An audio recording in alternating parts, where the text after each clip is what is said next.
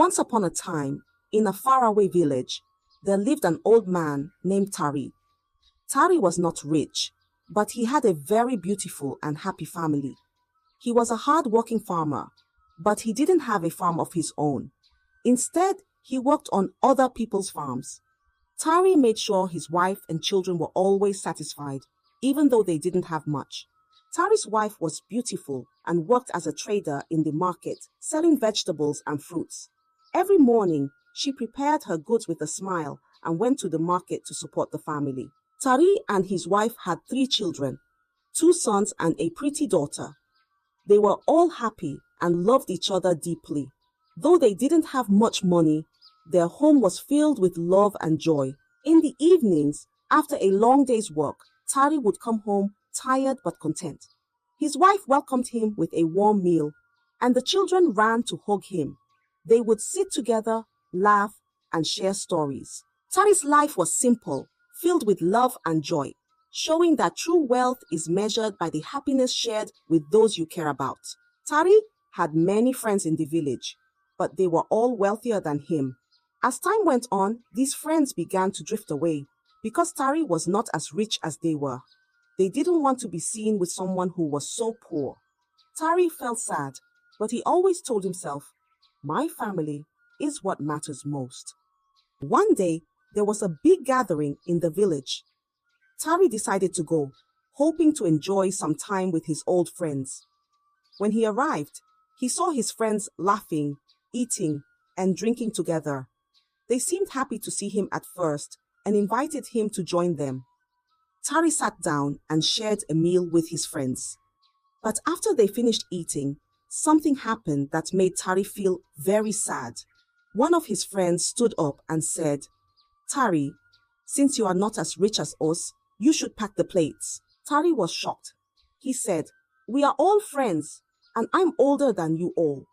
Just because I don't have as much money as you, doesn't mean you can treat me this way. Everyone should pack their own plate." But his friends laughed and said, "If you don't pack the plates, we'll tell the seller that you haven't paid. That will be even more embarrassing for you." Tari had no choice. He packed the plates and left the gathering, feeling very sad and humiliated. He walked home slowly, thinking about how unfairly he had been treated. When he got home, his wife noticed he was unhappy and asked, "Tari, what happened?" Tari sighed and replied, "My friends treated me badly today because I am not as rich as they are. But it doesn't matter. I will always do my best for you and our children." Tari continued to work hard every day, despite the way his friends treated him. He knew that his family needed him, and he was determined to make sure they were always happy and taken care of. Even though he was sad, his love for his family kept him strong. Tari was known in the village for his hard work. He worked on many different farms, but he never had a farm of his own. He would spend long hours in the hot sun, planting and harvesting crops. Sometimes, the people he worked for would not pay him right away. They would say, "Come back tomorrow, Tari." But when he returned, they would still not pay him. Tari's friends, who were wealthier, often took advantage of him. They would ask him to do menial and degrading tasks, like washing their clothes or cleaning their houses. One day, Tari asked a friend for some money to buy food for his family. His friend laughed and said, "If you want money, you must clean my house and wash my clothes." Tari felt humiliated, but agreed because he needed the money to feed his family. He spent the whole day cleaning and washing, and by the time he was done, he was exhausted. His friend gave him a small amount of money, much less than what he had earned. But Tari took it without complaining. Another time, Tari worked on a friend's farm from sunrise to sunset. He worked tirelessly, but when it was time to get paid, his friend said, "I don't have the money right now. Come back next week." Tari felt frustrated, but he had no choice. He needed the work to support his family. Despite all the unfair treatment and hard work, Tari never gave up. He would wake up early every day and go to work, no matter how tired he was. He knew his family depended on him, and he wanted to make sure they had enough to eat and a roof over their heads. The time for harvest arrived, and Tari knew it was a chance to earn some money. He decided to approach Chief Azuka, the richest man in the village who had the biggest farm. Tari hoped that working for Chief Azuka would help him provide better for his family.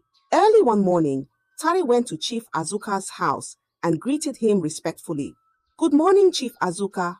I would like to help with the harvest on your farm.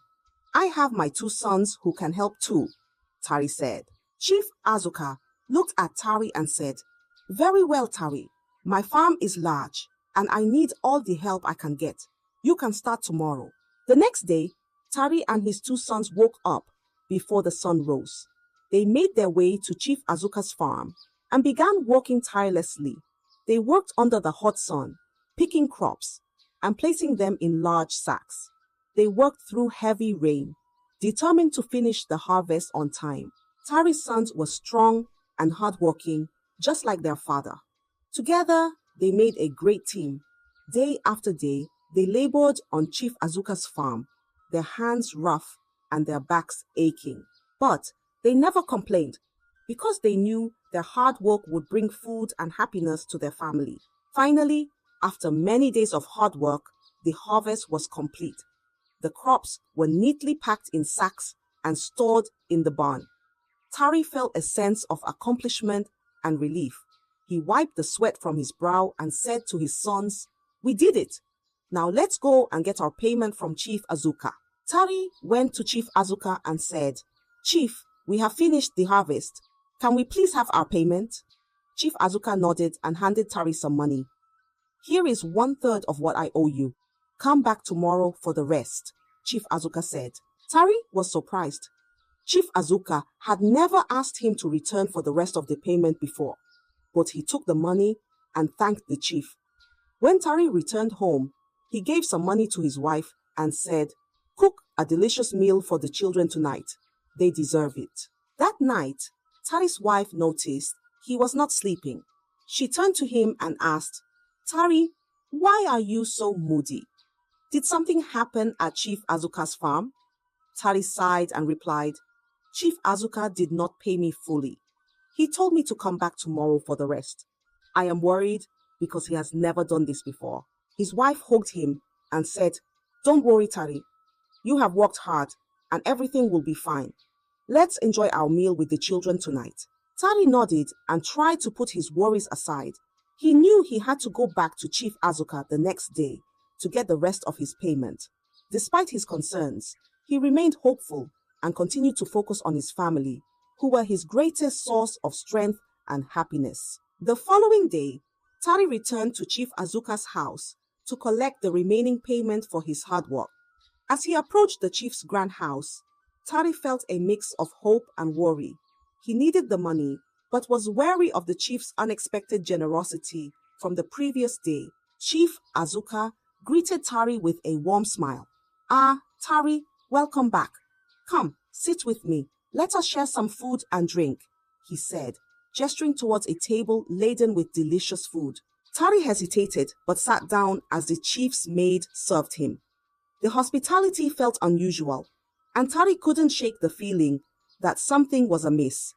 However, he decided to listen and see what Chief Azuka had to say. After they had eaten, Chief Azuka leaned back in his chair and said, "Tari, you have worked hard all your life. You deserve more than just a few coins for your labor. I have an opportunity for you to become rich without all this hard work. You just have to see my old friend at the edge of the forest." Tari was taken aback. "Chief Azuka, what do you mean? How can I become rich without working hard?" The chief smiled and replied, "There is a way, Tari. A way that requires a small ritual, but no bloodshed. You are getting older, and soon you won't be able to provide for your family through physical labor. Think about it." Tari's heart raced. The idea of becoming rich without hard work was tempting, but he was also cautious. "I don't know, Chief Azuka. This sounds risky. What kind of ritual is this?" Chief Azuka reached into his robe and pulled out a large bundle of money. He handed it to Tari and said, "Here, take this. It is 10 times the amount I owe you. Think of it as a gift, a small taste of what you could have. Take your time to decide. There is no rush." Tari's eyes widened at the sight of so much money. He had never seen such a large sum in his life. He took the bundle with trembling hands and thanked the chief. "Thank you, Chief Azuka. I will think about your offer and let you know my decision." As Tari walked home, his mind was filled with conflicting thoughts. The money in his hand felt heavy, and the offer weighed even heavier on his heart. When he arrived home, his wife saw the bundle of money and her eyes widened in surprise. "Tari, where did you get all this money?" she asked. Tari sighed and explained everything that had happened. "Chief Azuka gave me this money and made an offer for easy riches. He said it involves a ritual but no bloodshed. I don't know what to do. It's so much money and it could change our lives." His wife listened carefully, her face full of concern. "Tari, this offer sounds too good to be true. We have always lived honestly and worked hard for what we have. Be very careful. Easy riches can bring great trouble." Tari nodded, knowing she was right. "I will think about it carefully. We must not rush into anything that could harm our family." That night, Tari lay awake, staring at the ceiling. The money was hidden safely, but his thoughts were far from peaceful. He knew he had to make a decision soon, but he wanted to ensure it was the right one for his family. The promise of easy riches was tempting, but the unknown risks kept him cautious. Tari spent the next few days wrestling with Chief Azuka's offer. The bundle of money was a constant reminder of the wealth that could be his. He thought about his family, his children's future, and the endless struggles they had faced. The temptation of an easier life was hard to resist. One evening, as the sun set, Tari made up his mind. He decided to accept Chief Azuka's offer, hoping it would bring prosperity to his family. He told his wife, "I have made my decision.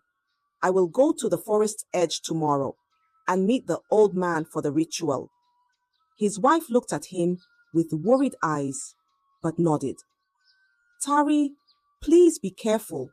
Our family's happiness means more than wealth. Promise me you will come back safe." Tari hugged her tightly and promised, "I will come back safe. This is for our future." The next day, Tari made his way to the forest's edge where the old man lived. The forest was dark and thick, with trees that seemed to whisper secrets. Tari's heart pounded as he approached the old man's hut. The old man, with a long white beard and wise eyes, greeted him. "Ah, Tari, Chief Azuka told me you would come. Are you ready for the ritual?" the old man asked. Tari nodded, his voice trembling slightly. "Yes, I am ready." The old man led Tari to a clearing in the forest. In the center of the clearing was a circle made of stones, and inside the circle were strange symbols drawn on the ground.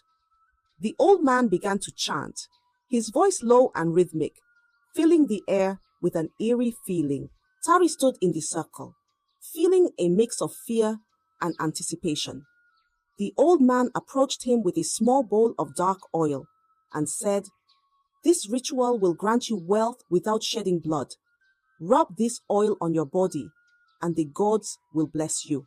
Tari took the oil and, with trembling hands, began to rub it on his skin. The old man continued to chant, and the air around them seemed to shimmer. As Tari applied the oil, he felt a strange warmth spread through his body. The old man then placed his hands on Tari's head and said, "You have been chosen. The gods will grant you riches. But remember, there is always a price to pay. Be wise and use your wealth for good." With those words, the ritual was complete. The old man handed Tari a small pouch filled with gold coins. "This is just the beginning. More will come to you. Go now and take care of your family." Tari thanked the old man and left the forest, his heart filled with a mix of excitement and apprehension.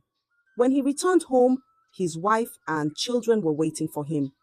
He showed them the pouch of gold coins, and their eyes widened in amazement.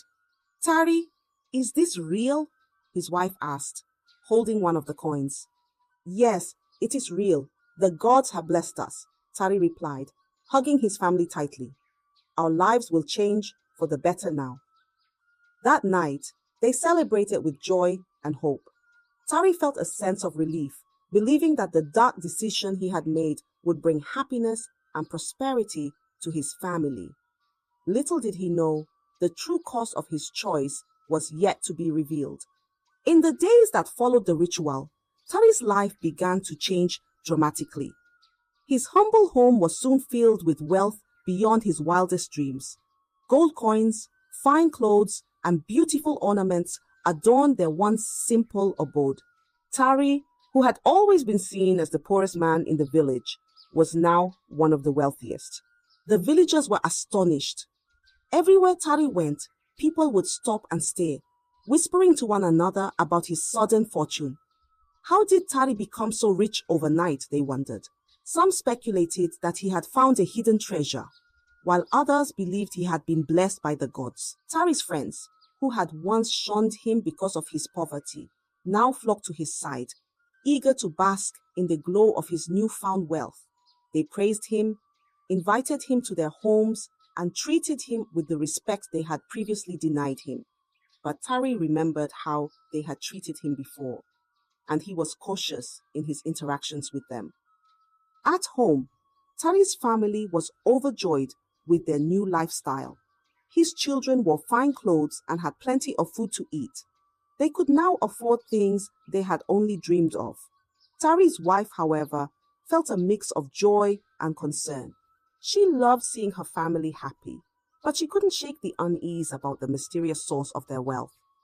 One evening, as they sat together in their newly furnished living room, Tari's wife turned to him and said, "Tari, I am happy that we have all these things now, but I am worried. How did this happen so quickly?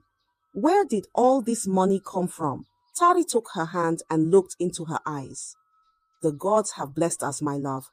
They have seen our struggles and decided to reward us. I made a promise to them, and they have fulfilled it. You don't need to worry." His wife sighed, still feeling a shadow of doubt. "I trust you, Tari, but please, be careful. Sometimes great wealth can bring great trouble." Tari nodded, understanding her concern. "I promise, I will always look out for our family. We have worked hard, and now it is our time to enjoy the blessings." As days turned into weeks, Tari's wealth continued to grow.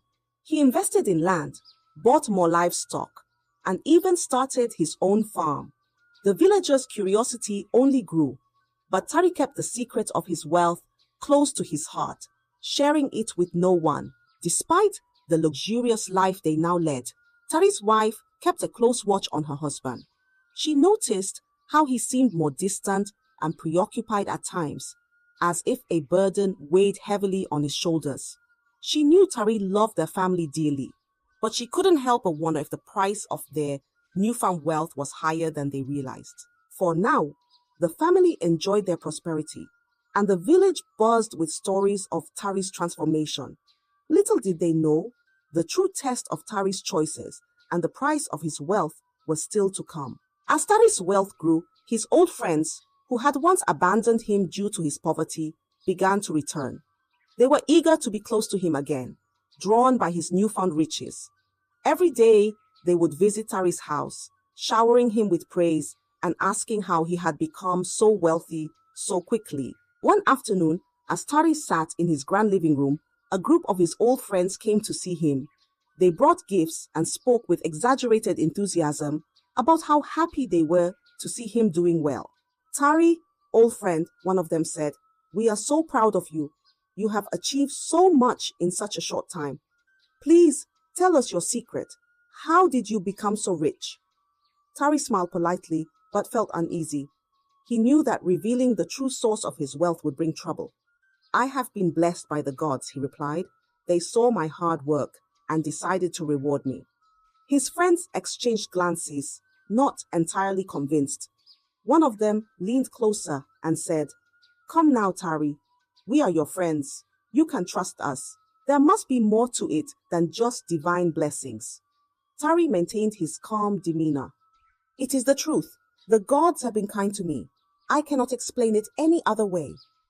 His friends were persistent. They visited him regularly, each time trying different ways to coax the secret out of him. They would flatter him, bring him lavish gifts, and even offer to share their own wealth in exchange for his knowledge. "Tari, think of how much more we could achieve together," another friend suggested. "If you share your secret, we can all be wealthy and powerful." But Tari remained firm. He knew that the secret of his wealth was not something he could share lightly. It was tied to a dark ritual, and he didn't want to drag anyone else into the dangerous pact he had made. "I appreciate your offers, my friends, but I must decline. I cannot share what is not mine to give," Tari said. As time went on, his friends' persistence began to wane. They grew frustrated with Tari's reluctance and started to distance themselves once more. Some even whispered behind his back, spreading rumors and speculation about the true nature of his wealth. Tari felt the strain of their suspicion and the weight of the secret he carried. Despite the luxurious life he now led, he often found himself longing for the simple, honest days before the riches came. He missed the genuine companionship he once had, even if it was tainted by poverty. At home, Tari's wife noticed his troubled demeanor. One evening, as they sat together, she gently asked, "Tari, what is bothering you? I see the worry in your eyes." Tari sighed deeply and said, "Our friends, they keep asking about our wealth. They do not believe it is just the God's blessings. I cannot tell them the truth, but their questions never stop." His wife squeezed his hand and said, "We must stay strong, Tari. We have each other, and that is what matters most. Let them talk. As long as we know the truth, we can face anything." Tari nodded, grateful for her support. He knew that the journey ahead would not be easy, but he was determined to protect his family and the secret of their wealth. The return of his friends had reminded him that true loyalty and love could not be bought, and he cherished the genuine bond he had with his family above all else. With his wife's reassurance, Tari resolved to face whatever challenges lay ahead, knowing that their strength as a family would guide them through even the darkest times. One quiet evening, as the sun dipped below the horizon, a messenger arrived at Tari's house with a message. The old man from the forest had summoned Tari. The message was brief and ominous, causing a shiver to run down Tari's spine. He knew that the old man's summons could only mean one thing: a demand. The next morning, Tari made his way to the edge of the forest where the old man lived. His heart pounded with each step, dread gnawing at his insides. When he reached the old man's hut, he found the old man waiting for him, his expression grave. "Tari," the old man said, his voice as ancient as the trees around them, "the time has come for you to fulfill your part of the bargain. The gods demand a sacrifice." Tari's heart sank. "What kind of sacrifice?" he asked, his voice trembling. The old man looked at Tari with piercing eyes. "You must sacrifice your only daughter, Amina, to the gods. It is the price for the wealth you have received." Tari staggered back, his mind reeling with horror. "No, not Amina. She is my only daughter. I cannot do this." The old man's face remained impassive. "If you do not fulfill the god's demand, you will lose everything: the wealth, your sanity, and your life. The gods will take back their blessings, and you will be left with nothing." Tari felt as though the ground had shifted beneath him. The thought of losing Amina was unbearable. She was the light of his life, kind and gentle, loved by everyone in the village. He could not fathom the idea of sacrificing her. "Please, there must be another way," Tari pleaded, his voice breaking. "I cannot harm my daughter." The old man shook his head. "There is no other way. You have 7 days to make your decision. If you do not sacrifice Amina, the gods will take her themselves and you will suffer the consequences. Tari returned home, his mind a whirlwind of fear and despair. He couldn't share this burden with his wife. The thought of telling her was too much to bear. Tari couldn't sleep. The old man's demand haunted him. Sacrifice Amina? How could he even think of it? Yet the threat was clear. Refuse and he would go mad and his secret would be exposed. Tari paced the floor, his mind in chaos. I can't do this to my daughter, he whispered to himself. But the fear of losing everything, his wealth and his sanity, gnawed at him. During the day, Tari watched Amina play, her laughter piercing his heart. She's my only daughter, he thought. But then the old man's voice echoed in his head. You have 7 days, or the gods will take her themselves. Tari tried to rationalize. I still have 2 sons, he thought. They can carry on the family name. He knew it was a terrible thought, but the fear of losing everything pushed him closer to making the unthinkable decision. His wife noticed his turmoil. Tari, what is wrong? She asked, but he couldn't tell her. He just shook his head, muttering, everything will be fine. The days passed, each one heavier than the last. On the 5th day, with his heart breaking, Tari finally decided to follow through with the ritual. The fear and the old man's threat left him feeling like he had no choice. He hoped somehow this terrible act would protect the rest of his family. But the decision tore at his soul, and he knew he would never be the same again. On the 5th night, Tari's heart was heavy with dread. He prepared the drink and the black oil as instructed by the old man. His hands shook as he mixed the concoction, knowing the terrible purpose it served. Tari found Amina playing in their yard. Amina, come here, he called softly. She ran to him with a smile, trusting her father completely.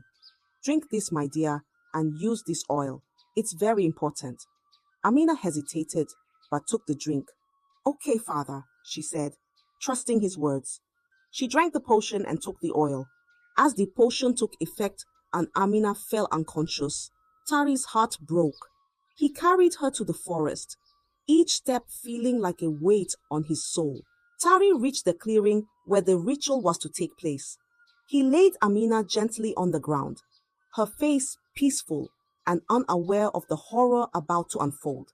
He took a deep breath, his hands shaking as he prepared to complete the ritual by pounding her in the mortar that the old man had prepared. I'm so sorry, Amina, he whispered, tears streaming down his face. He knelt beside her, the weight of his decision crushing him. Just as he was about to proceed, a piercing scream shattered the silence.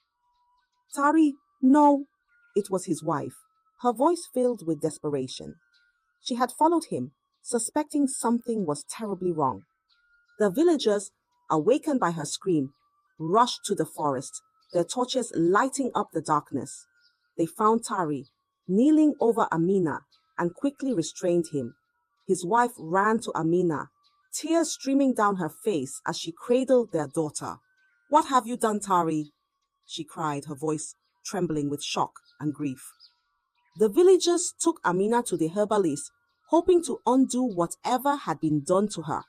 Tari was left behind, his heart shattered by the enormity of his actions and the realization of what he had almost done. That night, Tari was tied up and kept in his compound. The villagers guarded him, their faces filled with a mixture of anger and pity. Tari's wife wept throughout the night, unable to comprehend how her loving husband could be driven to such a terrible deed. As the first light of dawn broke, the villagers gathered outside Tari's home, murmuring in disbelief and anger. Amina had been taken to the herbalist, who was working tirelessly to reverse the effects of the ritual. Tari's wife sat beside their daughter, her tears falling silently, her heart breaking for what her husband had almost done. The villagers' anger grew as they learned more about Tari's actions. They couldn't understand how a man they had known all their lives could be driven to such a horrific deed. Their trust in him was shattered, replaced by a mix of outrage and sorrow. Tari must face justice, one of the elders declared. We must take him to the king.